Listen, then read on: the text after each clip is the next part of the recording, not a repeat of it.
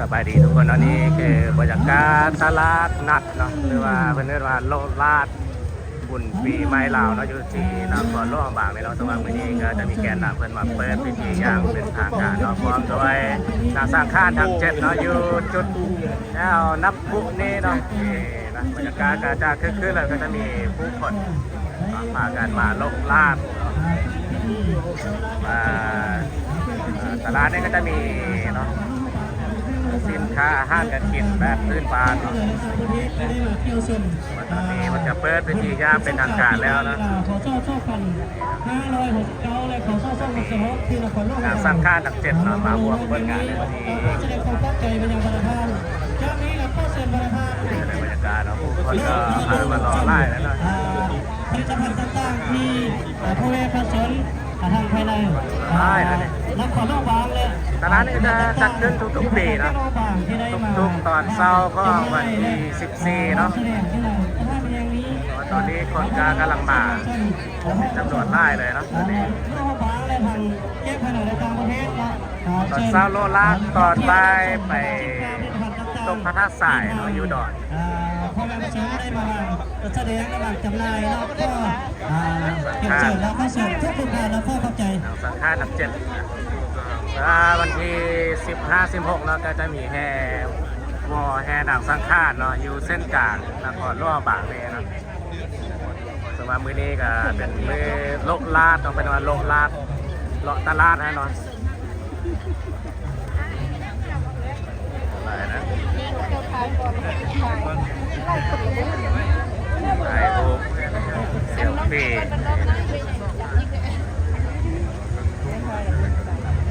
ทำได้เนาะ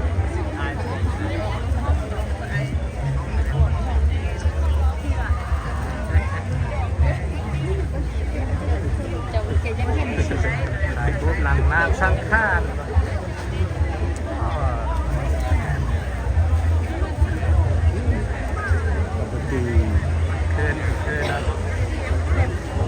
ถ่า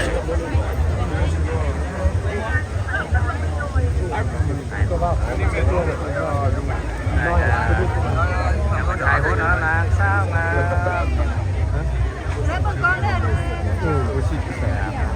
สาวทั้ง7สังฆาทั้ง7เ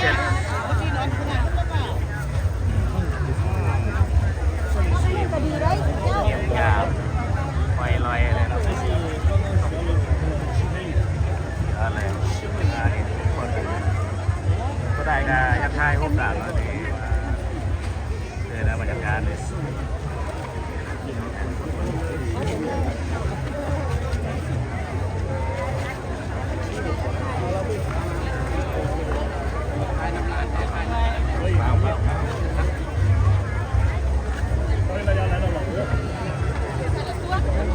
วนอายุ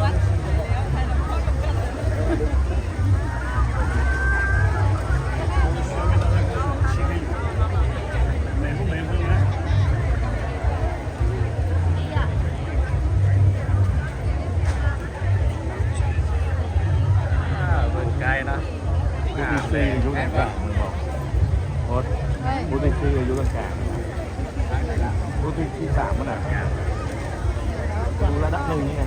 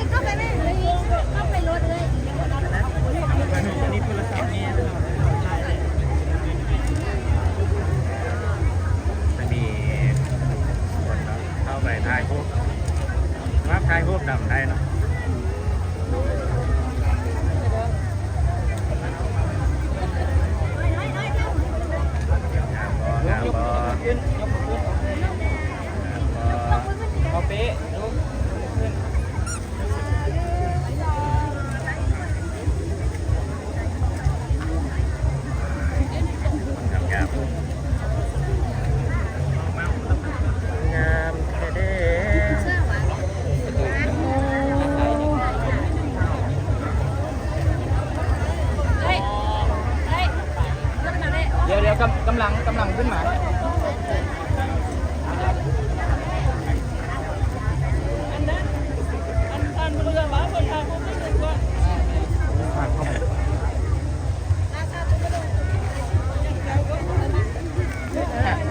ทำปักทงบุญนี่แหละเบาได้เบาว่ามีแต่โทรศัพท์ลูกๆดินี่มาหน้าพี่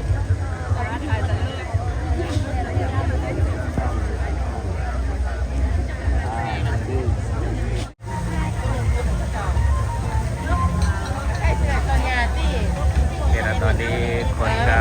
กำลังพากันมาลาดนี่เนาะเป็นจำนวนไล่เลยพาลูกพาล่าพาครอบครัว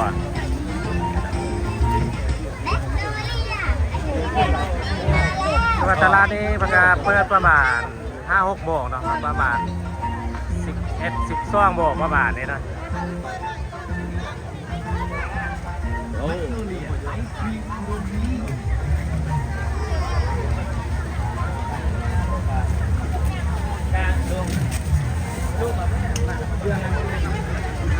จุดน้ำพุนี่เนาะจะคืนๆนะจะมีหลายๆคนก็พากันมาถ่ายรูปเซลฟี่เป็นที่ระลึกเนาะกำลังมาเลยนะมาล้ายนะ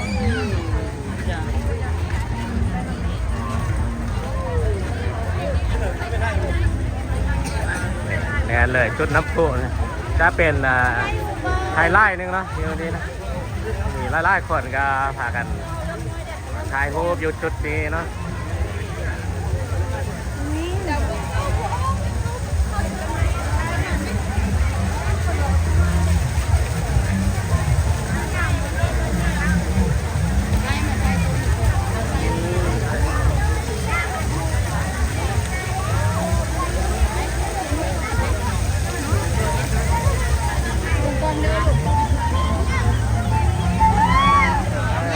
เราลาด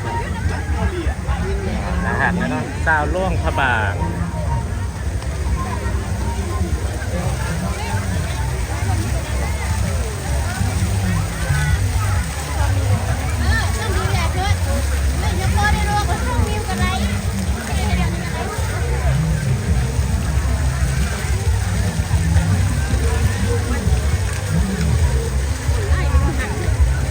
นี่นะขึ้นน้ำพุได้แล้วเซลฟี่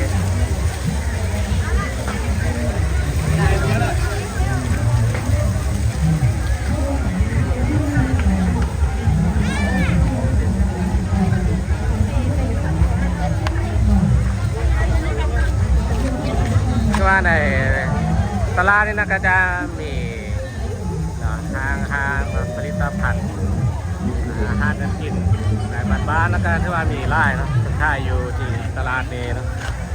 2 ปีไม่ลาวเลยค่ายมีนกมีปูมีป่ามีห้อยยังไปปล่อยเนาะมันไม่เป็นตัวนั่นแหละใครตายก่อนเพราะอีกมันคิดว่าเป็นตัวนะด้วยเดี๋ยวอยู่จุดน้ำพุนี้คนก็ลังไล่กันมาเนาะมาถ่ายรูปเซลฟี่อยู่จุดนี้เนาะจุดน้ำรวจไล่เลยก็ฝากขอถ่ายรูปไว้เป็นที่ระลึกนี่นะเชิญนะกดไลค์เป็นพิเศษเนาะอยู่จุดนี้นะครอบครัวพาพ่อพาแม่เนาะมีลูกมีหลานนะพามาถ่ายรูปลอยถ่ายรูปเซลฟี่จุดนี้นะพายุเป็นไงพายุเป็นไงยิ้มเดี๋ยวก็จะผ่ายางเลาะไปเนาะจุดนี้ก็แน่นะคนกำลังมาเลยตอนนี้เนาะประมาณ8 โมงเนาะ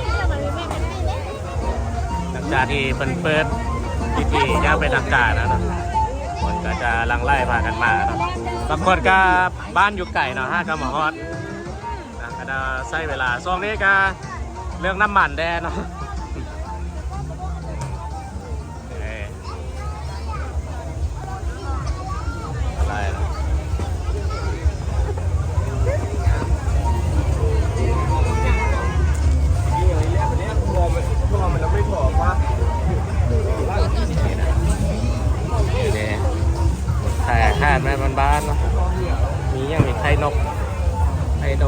าถ่ายน้ำนี่สาวถ่ายน้ำ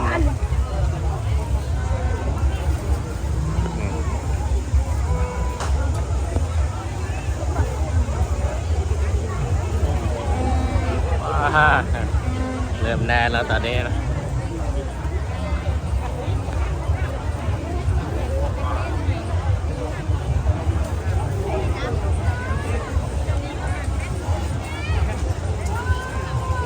ในมื้อนี้นะสาวบ้านก็จะมาค่ายเป็นป่าเนาะ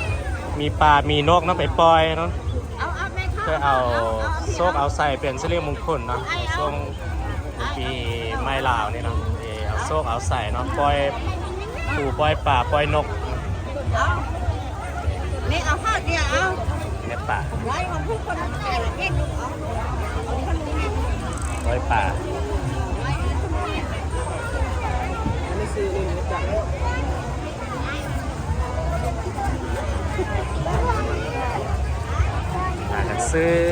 ซื้อป่าไปปล่อยเนาะอย่างนี้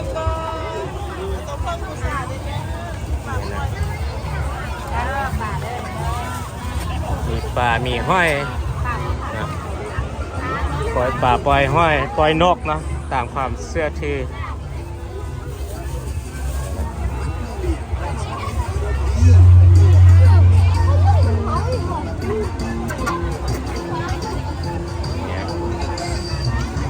มี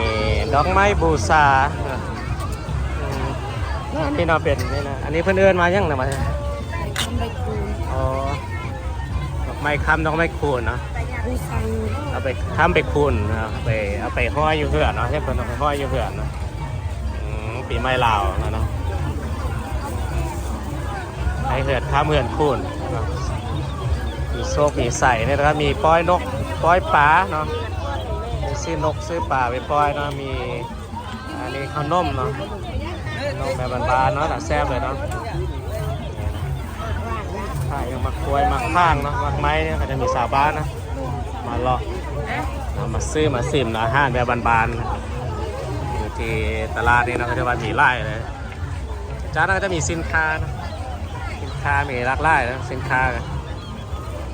นี่นะมีกระลักต้องสาวนครหลวงบาทนะมีปล่อยนกปล่อยป่าเนาะในปีใหม่ลาวน กตัวไม่อาย อันนี้ขนมเนาะขนมสั่งขย่าขนมปลา ไม้ที่ขนาด อันนี้ขนมปลานะแต่แซ่บนะ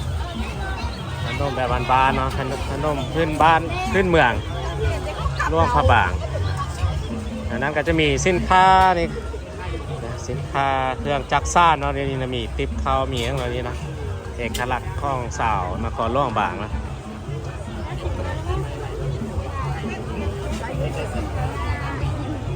กี่เนี่ย อันนี้นะมีโอขั้นมีโอกันนี้ขั้นน้องงามๆ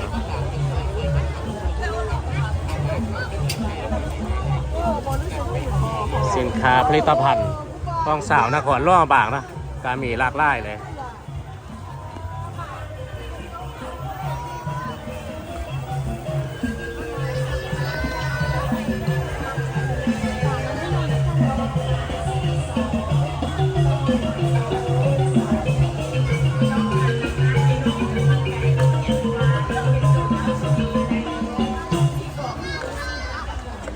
ว้าวกดแน่นเลยจ้ะนี่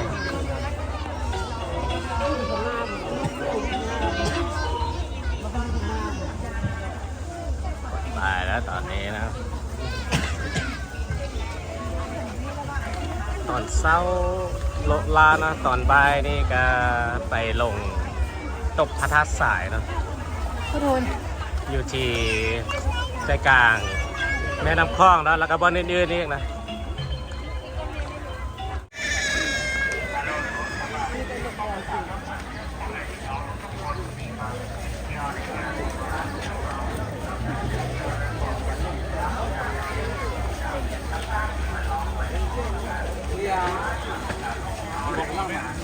นั่นเล่นเนาะนั่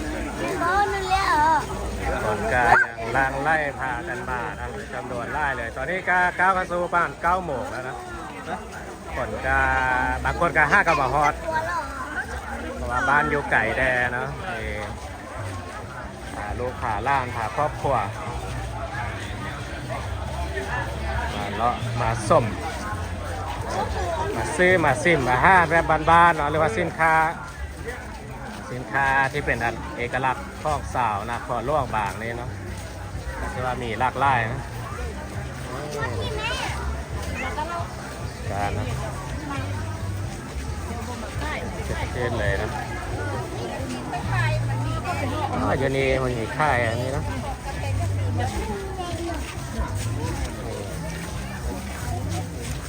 อันนี้ไม่ใช่เพื่อนเรายังวะเราลืมแล้วอันนี้เนาะ กระโดดเสียบขอ โอ้กระทงเสี้ยเคาะมีกระทงเสี้ยเคาะเสี้ยเคาะเสี้ยหนามเนาะเอาไปไล่น้ำบ่หรือยังไง ไปไล่น้ำตัด ไปไล่น้ำ ไล่น้ นี่นะค่ายอย่างนี้เนาะก็จะมีนี่เนาะมีดอกไม้ป่า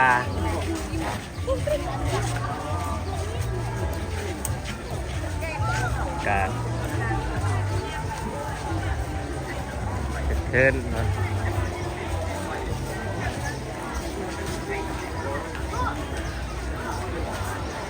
ตอนนี้ก็จะเปลี่ยนบรรยากาศนะมือโลดลาดบุญปีใหม่ลาวอยู่ที่ใจกลางนครหลวงพระบางนี่เพื่อการจะจัดขึ้นทุกปีเนาะมันจะจัดขึ้นทุกตอนเช้าของวันที่14เนาะช่วงปีใหม่ลาวสามารถมาได้เนาะช่วงปีใหม่ลาวเนาะถ้าได้ไม่ได้มาปีนี้เนาะปีหน้าก็มาเนาะก็จะมีกิจกรรมหลากหลายที่น่าสนใจเนาะโดยเฉพาะก็จะมีแห่นางสังขารเนาะพดส่งพระบางเนาะตลาดนัดแบบนี้เนาะจะเป็นเอกลักษณ์ของสาวนครหลวงพระบางที่ปฏิบัติกันมาตั้งแต่โดนนานมีความเป็นเอกลักษณ์มีความงดงามนี่ก็คือบุญประเพณีฮิตของประเพณีของสาวนครหลวงพระบาง